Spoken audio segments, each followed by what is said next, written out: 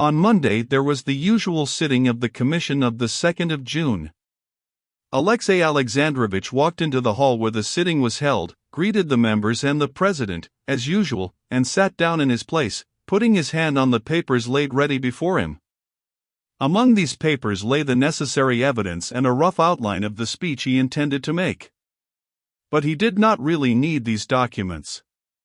He remembered every point, and did not think it necessary to go over in his memory what he would say. He knew that when the time came, and when he saw his enemy facing him, and studiously endeavoring to assume an expression of indifference, his speech would flow of itself better than he could prepare it now. He felt that the import of his speech was of such magnitude that every word of it would have weight. Meantime, as he listened to the usual report, he had the most innocent and inoffensive air.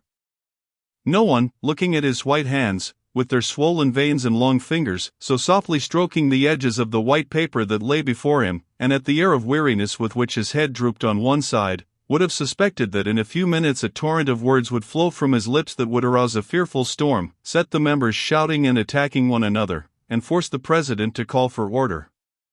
When the report was over, Alexey Alexandrovich announced in his subdued, delicate voice that he had several points to bring before the meeting in regard to the Commission for the Reorganization of the Native Tribes.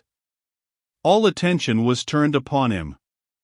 Alexey Alexandrovich cleared his throat, and not looking at his opponent, but selecting, as he always did while he was delivering his speeches, the first person sitting opposite him, an inoffensive little old man, who never had an opinion of any sort in the commission, began to expound his views. When he reached the point about the fundamental and radical law, his opponent jumped up and began to protest.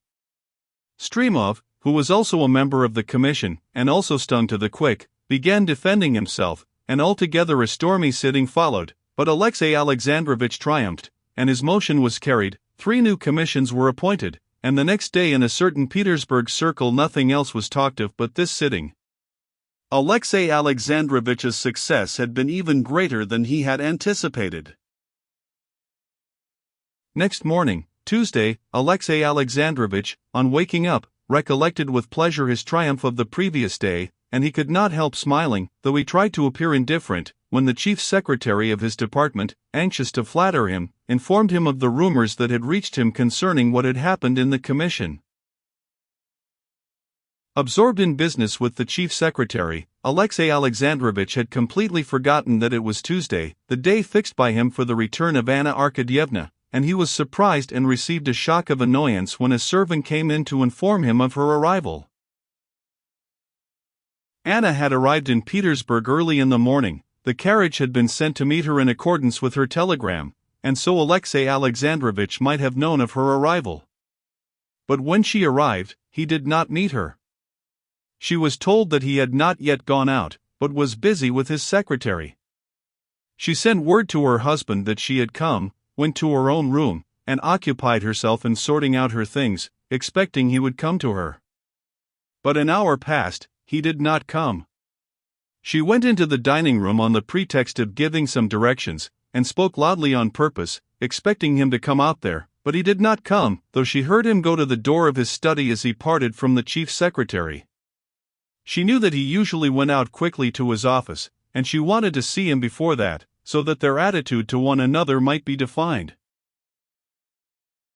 She walked across the drawing room and went resolutely to him. When she went into his study he was in official uniform, obviously ready to go out, sitting at a little table on which he rested his elbows, looking dejectedly before him. She saw him before he saw her, and she saw that he was thinking of her. On seeing her, he would have risen, but changed his mind. Then his face flushed hotly, a thing Anna had never seen before, and he got up quickly and went to meet her, looking not at her eyes, but above them at her forehead and hair. He went up to her, took her by the hand, and asked her to sit down. "I am very glad you have come," he said, sitting down beside her, and obviously wishing to say something, he stuttered. Several times he tried to begin to speak, but stopped. In spite of the fact that, preparing herself for meeting him, she had schooled herself to despise and reproach him, she did not know what to say to him, and she felt sorry for him. And so the silence lasted for some time. Is Serioza quite well? He said, and not waiting for an answer, he added, I shan't be dining at home today, and I have got to go out directly. I had thought of going to Moscow, she said.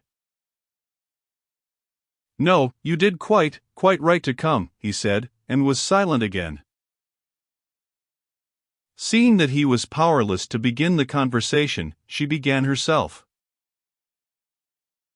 Alexey Alexandrovitch, she said, looking at him and not dropping her eyes under his persistent gaze at her hair, I'm a guilty woman, I'm a bad woman, but I am the same as I was, as I told you then, and I have come to tell you that I can change nothing.